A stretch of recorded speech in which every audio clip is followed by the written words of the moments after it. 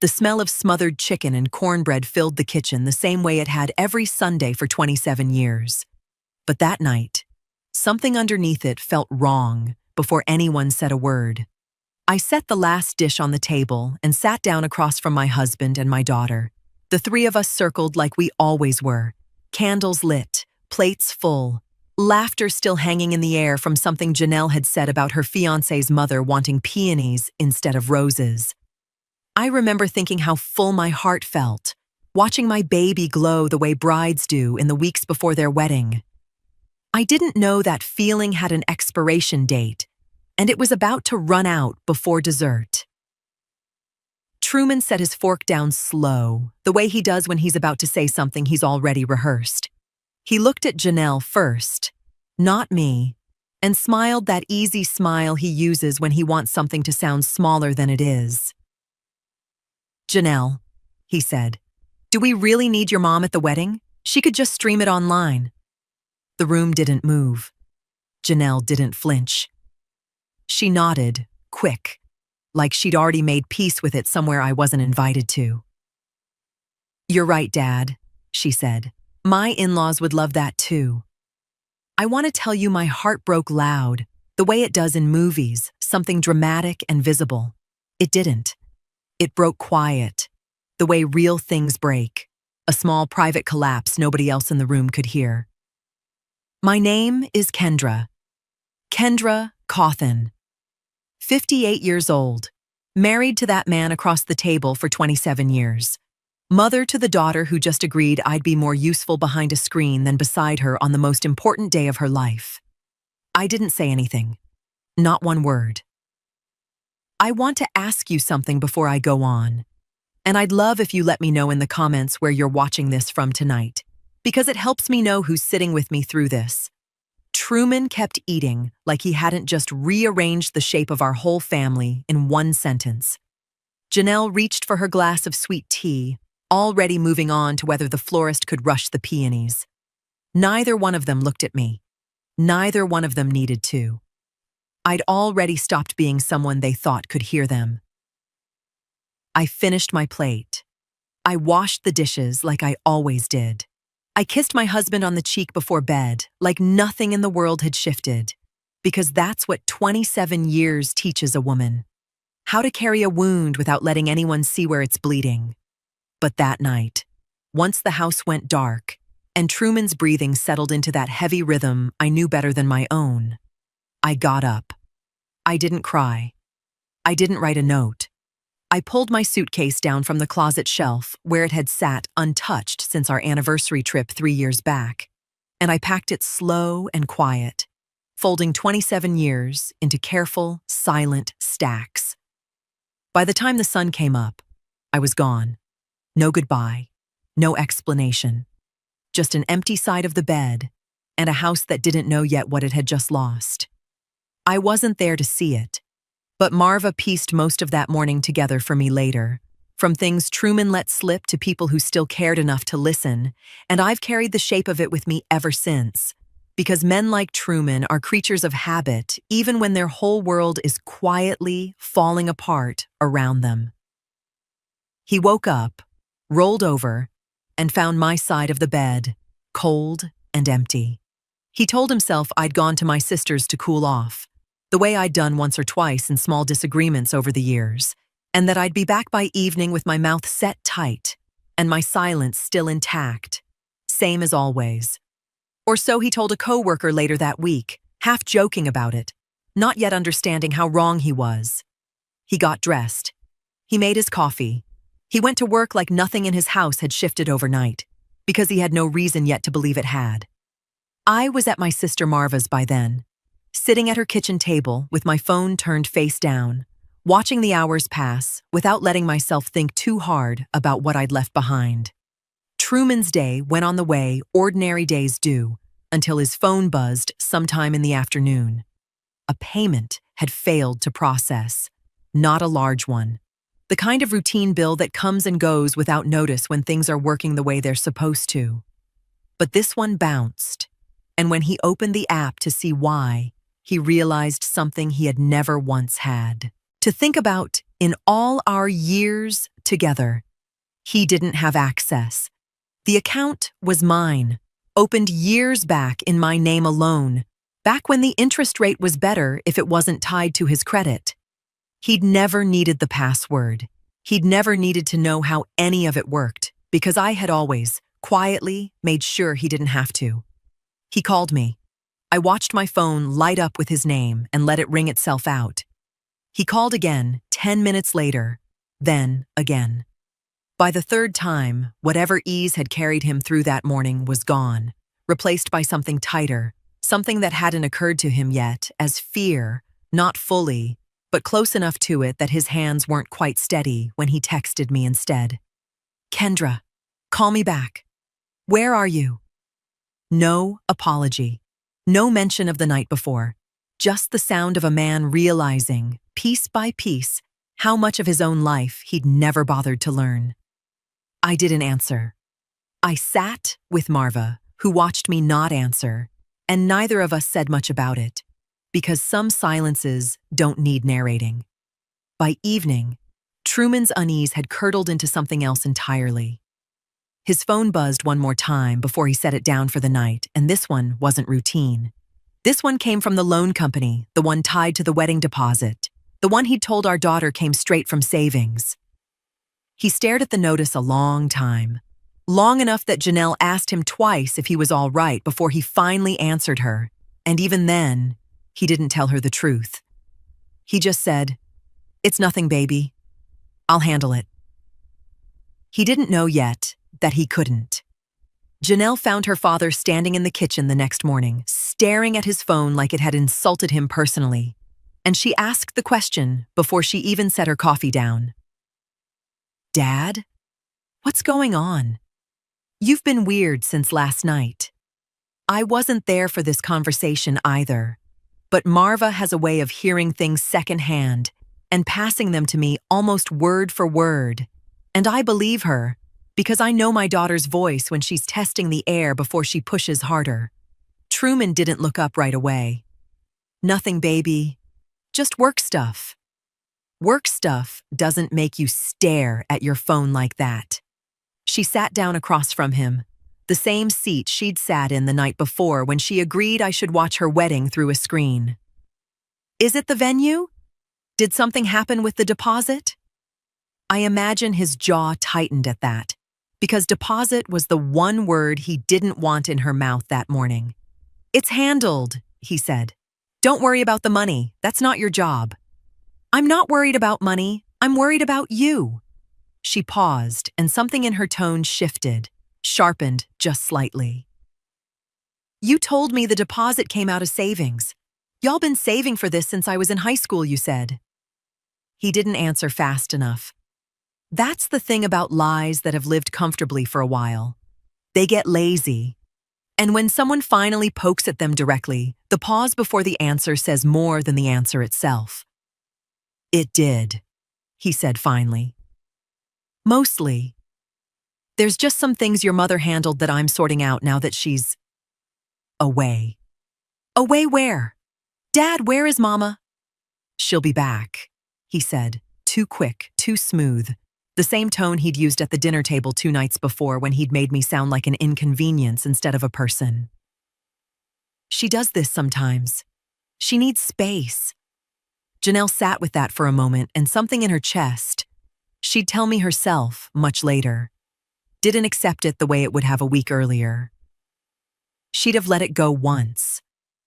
She'd have nodded, the way she'd nodded at that dinner table, trusting her father's version of things without needing to check it against anything else. But something about the way he said she does this sometimes didn't sit right. Because I don't do this. I never had.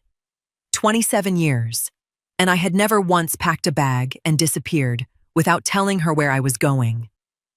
"That's not like Mama," she said quietly. "Janelle, I said it's handled." His voice came out harder than he meant it to, she'd tell me later, the first real edge she'd heard from him in longer than she could remember. "Can you let me deal with it?" She didn't answer him. She picked her coffee back up and left the kitchen without another word.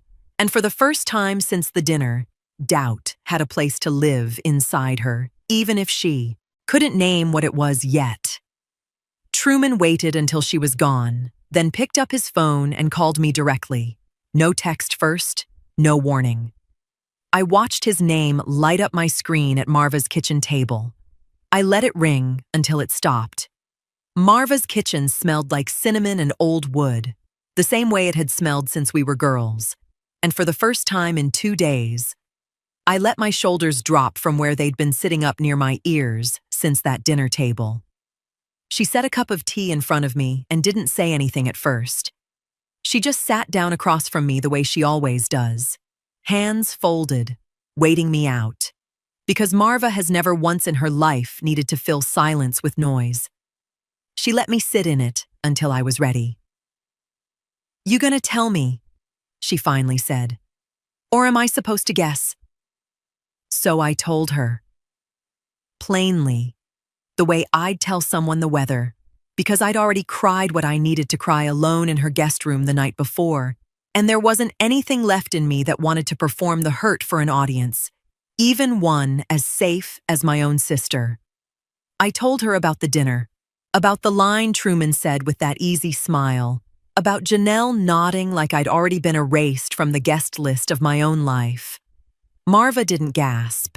She didn't reach for my hand the way people do in movies. She just nodded slowly, the way she does when she's turning something over in her mind before she speaks on it. "And you didn't say anything back." Wasn't anything worth saying to people who'd already made up their minds.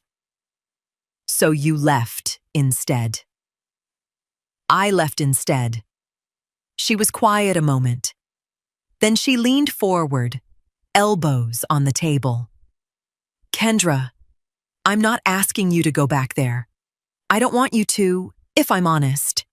But I need you thinking past your feelings right now, because feelings don't protect you. Have you thought about what you're actually walking away from? What's tied to your name in that house?" I hadn't wanted to think about it. That was the truth. I'd been so wrapped up in the wound itself that I hadn't let myself sit with the practical shape of what I'd built quietly over the years. All the ways I'd made myself useful without ever making myself seen. "There's the car," I said slowly. "Truman's car. I co-signed it 3 years back. His credit wasn't where it needed to be." Marva's eyebrows lifted slightly, waiting for more. "And the wedding," I said, and my voice caught somewhere I hadn't expected it to. "The deposit. Truman told Janelle it came from savings. It didn't. He took out a loan and I signed for it, because his name alone wasn't going to get approved for that kind of number. I've been covering that payment quietly every month since. He doesn't even know I've been the one keeping it current." Marva sat back slowly, and I watched something settle behind her eyes, something sharper than sympathy. "So you didn't just leave, Kendra?" She said it careful, like she was handing me something heavy. "You're holding something, whether you meant to or not." I hadn't thought of it that way. I'd thought of my leaving as an escape, a woman finally choosing herself after 27 years of choosing everyone else. I hadn't considered, until she said it out loud, that it might be something else entirely. "You need to talk to somebody who knows the law," Marva said. "Not to hurt them, to protect yourself. You don't know what you're exposed to, sitting quiet on all that." I thought about it a long moment, my tea gone cold in front of me. "Call Marcus," I said finally. "Ask him if he'll see me." Marcus Bellwether's office smelled like old paper and coffee that had gone cold an hour before I got there, and he greeted me the way he always had at church functions and family cookouts over the years. Warm, familiar, nothing about him rushed. "Kendra Cawthon," he said, coming around his desk to hug me briefly before gesturing to the chair across from him. "Marva said you needed to talk." She didn't say about what. I didn't tell her everything, I admitted, sitting down, my hands folding themselves in my lap the way they do when I'm bracing for something. Didn't know how to say it out loud yet. "Take your time." So I did. I told him about the car, about co-signing 3 years back when Truman's credit wasn't strong enough to carry it alone. I told him about the loan for the wedding deposit, the one Truman had let Janelle believe came from savings, the one I'd been quietly keeping current, every month without a word to anyone.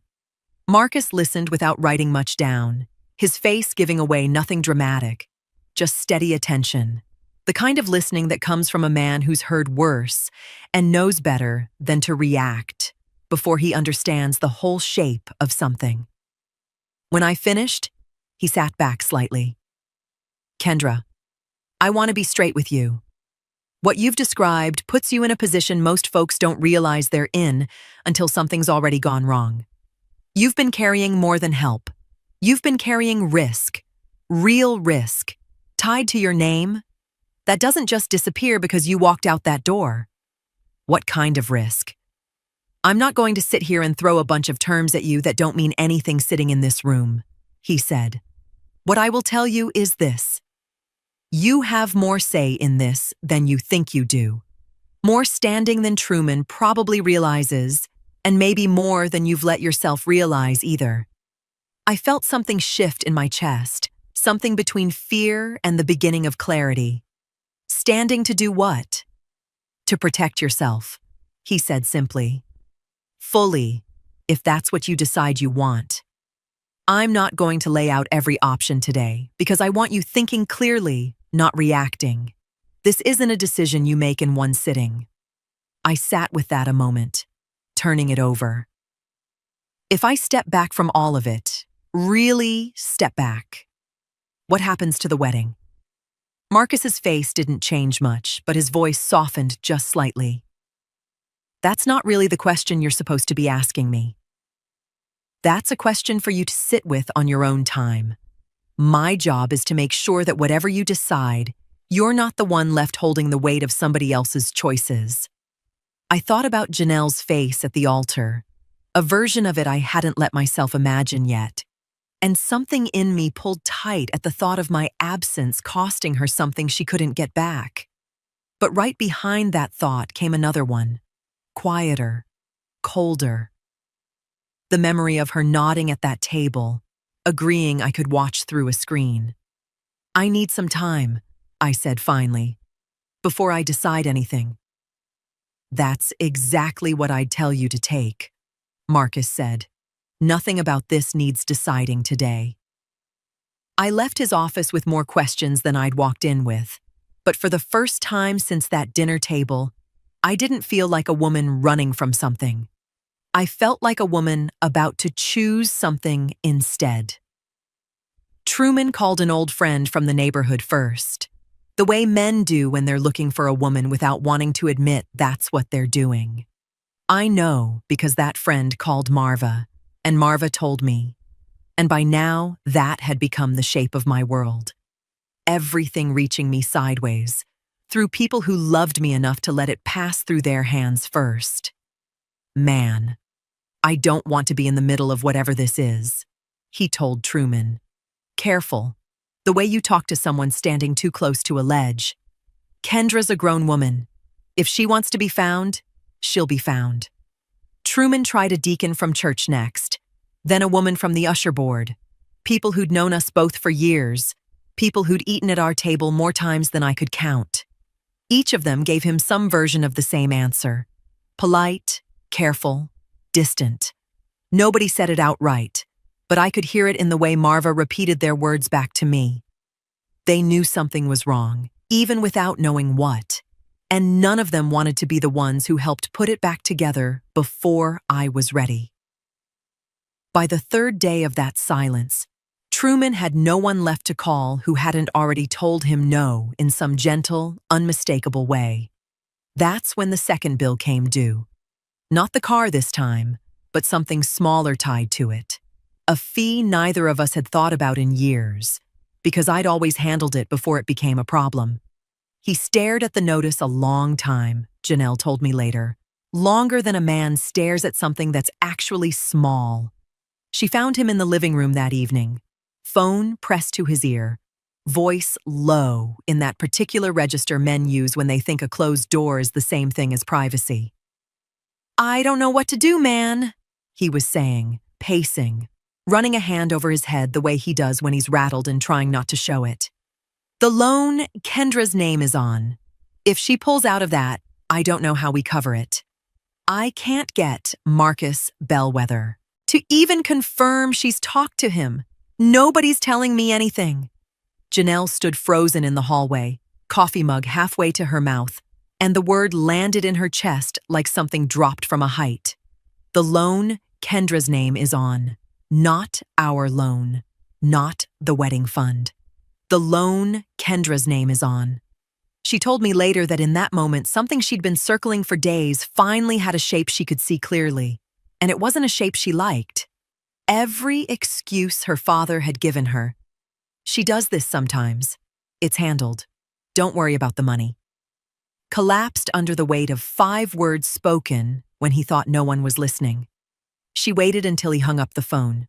She didn't say anything at first, just stood in the doorway until he noticed her there, and something in his face shifted when he realized how long she might have been standing. Janelle? What loan, Dad? Her voice came out steadier than she expected. What loan is Mama's name on?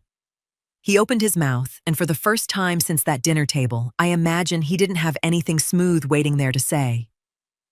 Tell me the truth, Janelle said. Right now. All of it. Truman sat down slow on the arm of the couch, like his legs had made the decision before the rest of him agreed to it. And Janelle stood over him with her arms crossed, waiting. It's not savings, he said finally. Not all of it. Then what is it? He rubbed his hand over his jaw, and I picture him the way Janelle described him to me later. Smaller somehow, the confidence he'd worn at that dinner table 2 weeks back completely gone.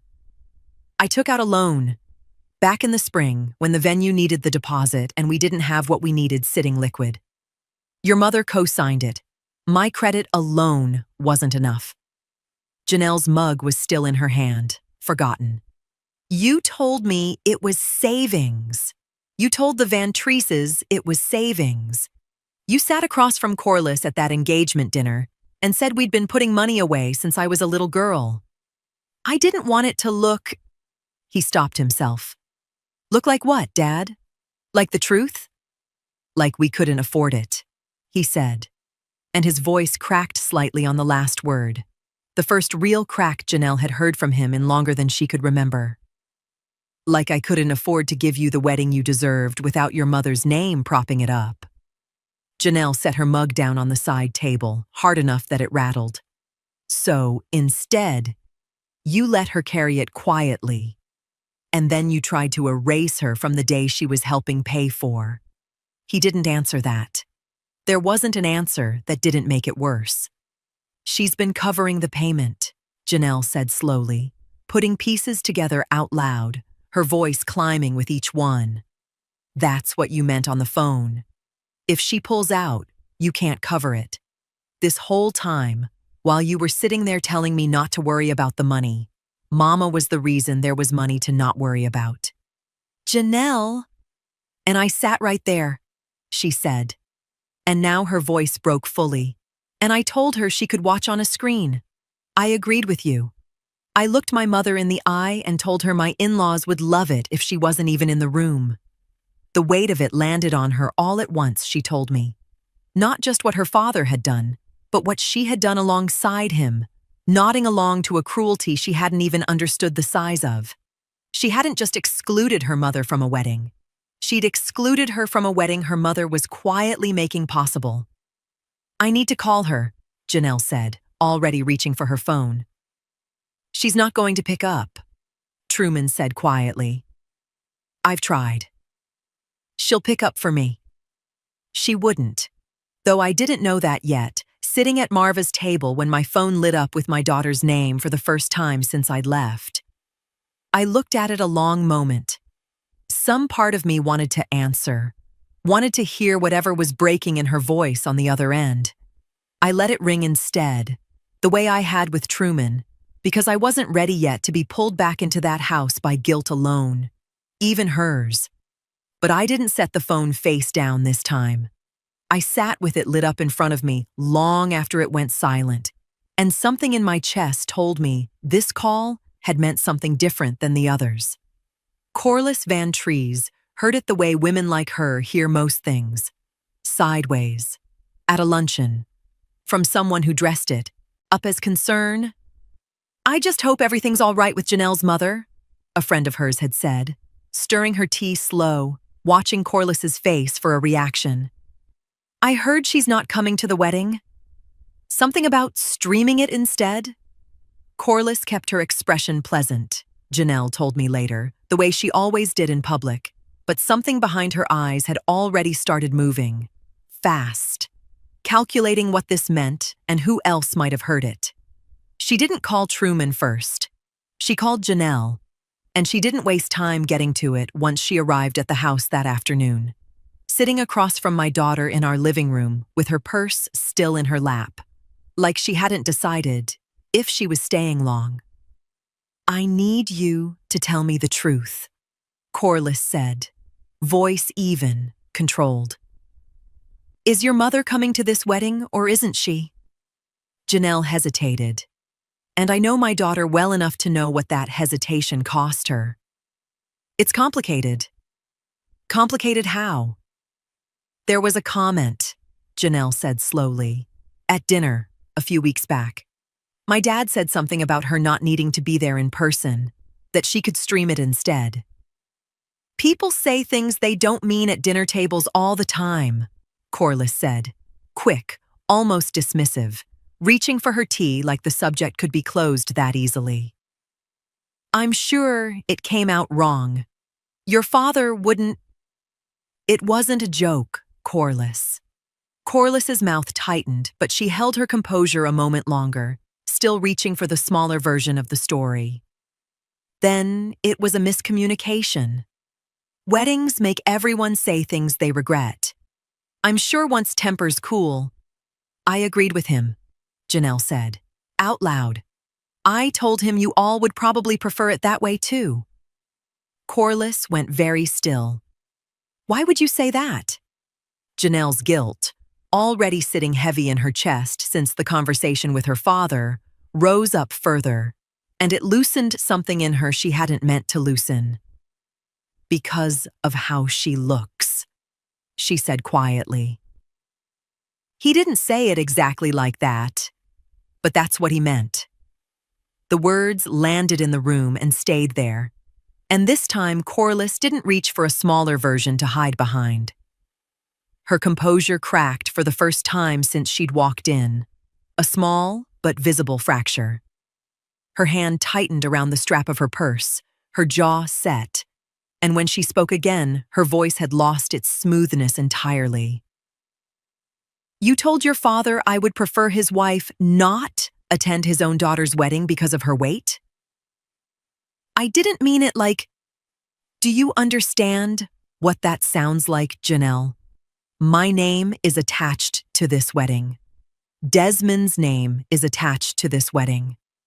I have spent months making sure everything about this day reflects well on both our families, and you're telling me the bride's own mother was pushed out over something this ugly?" Janelle sat frozen, watching a version of Corliss she hadn't seen before. Not warm, not performing grace, just a woman doing rapid math on what this could cost her socially, and clearly not liking the sum.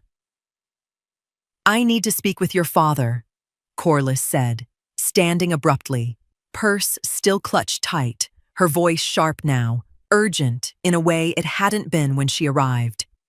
"Today. This needs to be fixed immediately, Janelle. Do you understand me? Immediately." She left without waiting for an answer, and Janelle stood alone in the living room, guilt curdling into something new. My phone buzzed on Marva's kitchen table while she was rinsing dishes, and I looked at it a long moment before I picked it up. Because by then, Truman's name lighting up my screen had started to feel like weather. Something I could see coming before it arrived. It was a text, this time, long. The kind a man writes more than once before he sends it. "Kendra, I know I hurt you, and I'm sorry. This whole situation has gotten out of hand, and it's putting a strain on everything. The wedding, the family, my relationship with Corliss's people. I need you to understand what this is doing to me. Please call me so we can fix this before it gets worse. I read it twice. Then I read it a third time, slower, listening for what wasn't in it. Not once did he say what he'd actually said at that table. Not once did he name it. The comment about streaming, the years he'd let me carry things quietly, the way he'd let our daughter believe cruelty could be practical. Every sentence circled back to what this was doing to him. His strain, his relationship with the Ventreses, his need for me to fix it. I set the phone down on the table and slid it toward Marva without a word. She read it, her face unreadable at first. Then she looked up at me with an expression I recognized, the same one she'd worn the day I first told her about the loan. "He's not sorry he hurt you," she said. "He's sorry it's costing him something." That's what I thought too. "You gonna answer him?" I looked at the phone a long moment. Not yet. I called Marcus instead, later that afternoon, and told him I was ready to move forward. Not to punish anyone, I told him. Just to stop carrying what wasn't mine, to carry in silence anymore. He walked me through what that would look like, careful and unhurried the way he always was. And by the end of the call, something in me had settled into a kind of quiet I hadn't felt since before that dinner. Nobody in that house knew yet what I was doing. Truman was still waiting on a call back to his text, still checking his phone between apologies he hadn't fully meant, still operating like the version of me who used to answer on the first ring. He didn't know I'd spent that week talking to Marcus instead of him, didn't know paperwork was already moving that would change the shape of what he thought he still had a hold on. I wasn't calculating out of spite anymore. I want to be clear about that, because it would have been easy to let this turn into something bitter. I was calculating because for 27 years, I had made myself invisible in the mechanics of my own life, and I wasn't interested in stepping back into that shape just because he'd finally noticed the cost of my absence. The envelope came 4 days later, sent to Marva's address because Truman still didn't know exactly where I was staying. Loan modification paperwork, requiring my signature to keep things moving the way they currently stood. The way that let him keep believing nothing fundamental had shifted. I looked at it a long time on Marva's kitchen table. I didn't sign it. Janelle showed up at Marva's door on a Thursday afternoon, alone, no warning call, standing on the porch with her arms wrapped around herself, like the weather had turned colder than it actually was. Marva let her in without asking questions and came to find me in the back room, where I was sitting with a cup of coffee I hadn't touched in 20 minutes. "Your daughter's here," she said. Just her. I sat with that a moment before I stood up. Part of me wanted to stay in that back room a while longer, let her wait the way I'd been made to wait. But that wasn't the woman I was trying to become. So I walked out to the front room and found her standing there, smaller somehow than the last time I'd seen her across that dinner table. "Mama." "Janelle?" Neither of us moved for a second. Then she crossed the room and I let her hug me, stiff at first, my arms slow to come up around her, because 27 years of mothering doesn't disappear just because I was still deciding how much of myself to hand back over that day. We sat down across from each other, the same way Marva and I had sat that first afternoon, and Janelle's hands wouldn't stay still in her lap. "I've been sitting with what I said," she started, "at dinner. And I keep trying to find a way to explain it that makes it smaller than it was, and I can't. There isn't one." I didn't say anything. I let her keep going. "I agreed with him, Mama. I looked at you and I agreed that you not being there in person was fine, better, even. And I told myself it was about logistics, about the in-laws, about making things easier. But that's not what it was. No, I said quietly. It wasn't. I'm sorry. I don't know how to make you understand how sorry. I hear that you're sorry, I said, and I meant it. But I didn't rush to close the distance either, because sorry is a beginning, not an ending. And I'd spent too many years mistaking one for the other. But I need you to understand what that moment actually did, Janelle. Not to my feelings, to me. She went quiet, waiting. It wasn't about how I look, I said. Not really. It was about what your father decided my presence was worth, weighed against how it might read in photographs. It was about being turned into something to manage instead of someone to include. 23 years I raised you, and in one sentence, I became a logistics problem to solve before your wedding. That's not vanity, baby. That's being told, out loud, in front of you, that I was a burden wearing a mother's face. Tears were sliding down her cheeks now, unhidden. I didn't see it like that until it was already out of my mouth. I know, I said. That's the part that's hardest to sit with, isn't it? Not that you meant to hurt me. That you didn't even have to think about it to do it. She nodded, unable to speak for a moment. I love you, I said. And I did, fully, without condition. But I'm not coming back into that house yet.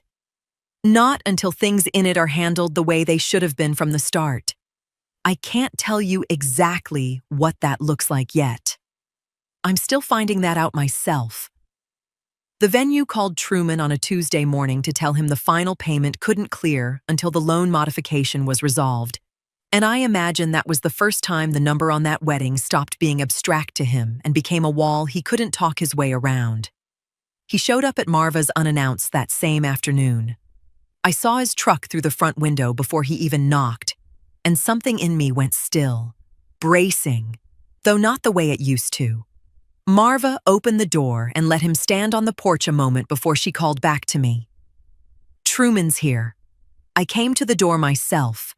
I didn't invite him in. Kendra, I need to talk to you. His voice was tight, none of the smoothness from that dinner table left in it. The venue can't process the final payment.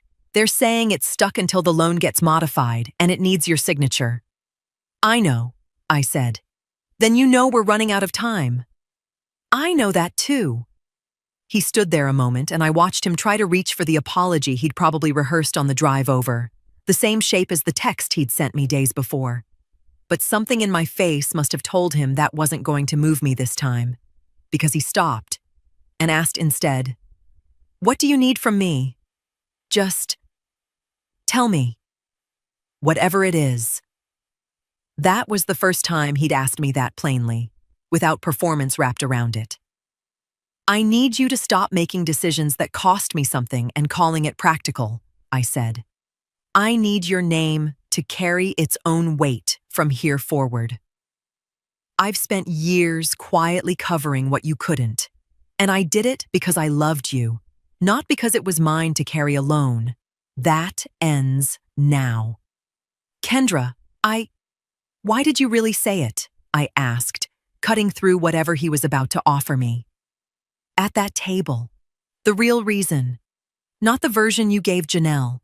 He was quiet a long moment and I watched something in him give way, not gracefully, but honestly, for the first time since this had started.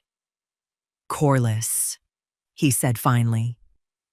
She'd made comments before, about image, about how things would look to her side of the family. I didn't want to give her a reason to think less of us, less of me. I let that matter more than it should have. Say the rest of it. I was ashamed, he said, quieter now, of what people might think looking at us together, and I let that shame decide something that wasn't mine to decide. I told myself it was about logistics. It was never about logistics. I let that sit in the air between us a moment. 27 years. And that was the first time he'd said it plainly, without a version softened for whoever was listening. I'm not signing anything yet, I said. Kendra, the wedding. I heard you. I'm not saying no. I'm saying not yet, and not the way it currently stands. I held his eyes steady. If we're rebuilding anything, it starts with the truth being the whole truth. Every time, not just when you've run out of other options. You come back to me when you're ready to mean that, not before. I closed the door gently and stood on the other side of it a long moment before I let myself breathe out. Desmond heard it from his cousin at a barber shop. Of all places, the story already stretched and reshaped by the time it reached him. Something about his fiancé's mother being pushed out of the wedding over her weight. Something about the bride's own father calling it practical. He didn't confront anyone right away. He told Janelle later that his first instinct was disbelief, that stories change shape 3 times over by the time they cross a barbershop floor, and he wasn't about to walk into his mother's kitchen swinging at a rumor. He called Janelle first. Quiet, careful, asking her straight what had actually happened, not what he'd heard. She told him plainly, the dinner, the comment, her own agreement with it, the loan Kendra had been carrying in silence. He sat with that a long while before he said anything else, letting it settle instead of reacting to it raw. He came home that evening and found his mother in the kitchen, and Janelle told me later that Desmond wasn't a man who raised his voice easily, which made it land harder when he finally did. Is it true? He asked, standing in the doorway, not sitting down, not softening it with small talk first. Corliss looked up from the counter. Is what true? Don't do that. I already talked to Janelle. I know what happened. She set down what was in her hands, and Janelle described it to me later as Corliss's face doing the thing it always did when she needed a moment to arrange her answer. There was a situation. It's being handled. A situation. Desmond's voice was flat. Ma, Janelle's mother was told she wasn't needed at my wedding because of how she looks. And you knew. You knew and you didn't say anything to me. I found out the same time you did. More or less? That's not what I asked. Corliss's composure, the same steadiness that had carried her through that confrontation with Janelle days before, finally cracked open in front of her own son. I went to Janelle's the moment I heard. I told them to fix it. Fix it, Desmond repeated. Fix it, like a scheduling problem, Ma. This is a woman's dignity we're talking about. This is the woman who raised the person I'm about to marry. I know that, Desmond. Do you? Because from where I'm standing, it sounds like your first thought wasn't about her. It was about what people would say about us. Corliss opened her mouth to argue and then didn't, and something in her stillness told him he'd landed closer to the truth than she wanted to admit. I didn't want this wedding tangled up in something ugly, she said finally, quieter now. I wanted everything to reflect well. On you, Desmond finished. I love you, Ma, but I need you to hear yourself. A woman was humiliated in front of her own daughter, and your first move wasn't compassion. It was damage control. Corliss sat down slowly at the table, and Janelle said it was the first time she'd ever seen the woman look smaller than the room around her. I didn't think of it that way. I need you to think of it that way now, Desmond said. Kendra Cawthon gets treated like exactly what she is, Janelle's mother, a woman who deserves better than being managed. Corliss sat with that a long moment, her hands folded in front of her, something working behind her eyes that Desmond hadn't seen from her often. Real discomfort, not performed. I'll call her, she said finally, myself, tonight. Marcus met me at his office that morning with the paperwork already spread across his desk, and he didn't waste time on small talk, because we both knew what day it was. The day the venue's deadline stopped being a threat and became a wall nobody could talk their way around anymore. They're here, he said, glancing toward the front room. Truman and Janelle, both. Let them in. They came back together, and I noticed the difference in how they carried themselves compared to weeks before. No easy confidence in Truman's shoulders, no complicated loyalty in Janelle's face. Just two people who understood, finally, that nothing about this moment was going to move without me. Kendra, Truman started, thank you for... Let's just handle this, I said, not unkindly, but not leaving room for a speech either. Marcus, walk us through it. Marcus laid it out plainly, the way he always did. No jargon, just the shape of it. Starting over with a new loan in Truman's name alone wasn't realistic on this timeline, he explained. A fresh loan meant fresh approval, and fresh approval meant weeks the wedding didn't have, with no guarantee Truman would even qualify without me standing behind it the way I always had. Modifying what already existed was the only path fast enough to matter. The loan could be modified, the payment could clear, the venue could proceed. But the structure would change. My name would come off as the sole quiet guarantor covering the gap every month. Truman's income would need to stand on its own, verified, restructured with the lender directly.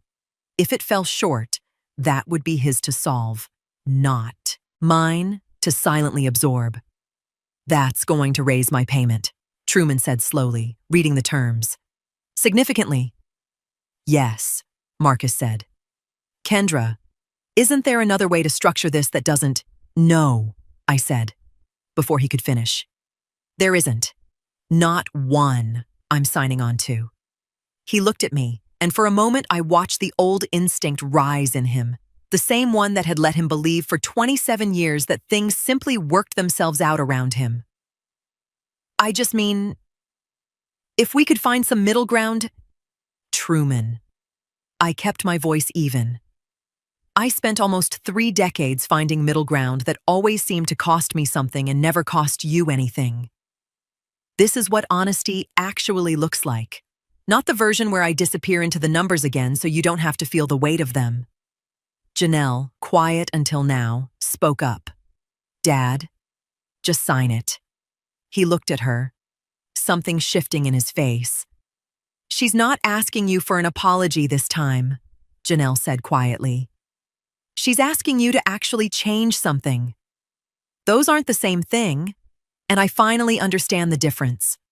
Truman sat with that a long moment, and then, slower than I expected, he nodded and reached for the pen. I signed my portion after him, watching my own signature settle onto a document that finally reflected the truth of what I would and wouldn't carry going forward. That's it, Marcus said. It'll clear with the venue by end of day. Truman exhaled like he'd been holding his breath for weeks. Kendra, does this mean... It means the wedding can proceed, I said. That's what it means today. And you? Janelle asked carefully. Will you be there? I looked at my daughter, at the version of her that had walked through so much these past weeks to arrive at this question asked plainly, without assumption. Yes, I said. I'll be there, not streamed in, not managed. There, the way I should have been from the start. But on my terms, Janelle. Every part of it. Understand that clearly, both of you, before we walk out of this office. The house had a different sound to it that week, and I noticed it the moment I stepped back inside for the first time since the night I'd packed my bag. Not silence exactly, but a kind of carefulness, like everyone in it had learned to watch their own footing. I wasn't staying there yet. I still had Marva's guest room, still had my own space to breathe in, but I came by that week to help with the last details, because a wedding doesn't stop needing hands just because the family around it had cracked open and started putting itself back together. Corliss called before she came by, which I noted, because the old Corliss, the one from that engagement dinner months back, never called first. She showed up with fabric swatches and a folder of vendor contacts, and instead of directing me toward decisions already made, she sat across from me at the kitchen table and asked what I wanted. For the mother of the bride seating, she said, I was thinking you'd want to be near the front, obviously, but I wanted to ask you what colors you're leaning toward, so the arrangement complements you instead of just matching the theme. It was a small thing. I want to be honest about that. It was fabric and seating charts, nothing that undid what had happened. But it was also the first time in this whole ordeal that someone had asked me what I wanted instead of managing what I represented. And I let myself receive it, carefully, without handing her more trust than the moment had earned yet. "Sage," I said, "if it's not too much trouble." "It's not," she said, and made a note, and that was the whole exchange, and somehow it meant more than an apology would have. Truman's slip came 2 days later during a call with the caterer when a delivery issue threatened to push the timeline back. I heard him on the phone in the next room, voice rising toward that old, easy dismissiveness. "It's fine. We'll figure it out. Don't worry about it." The same phrase he'd used on Janelle weeks before, when "don't worry about it" had really meant don't ask questions I don't want to answer. Janelle was the one who stopped him this time, not me. "Dad," she said firm, standing in the doorway, "don't do that.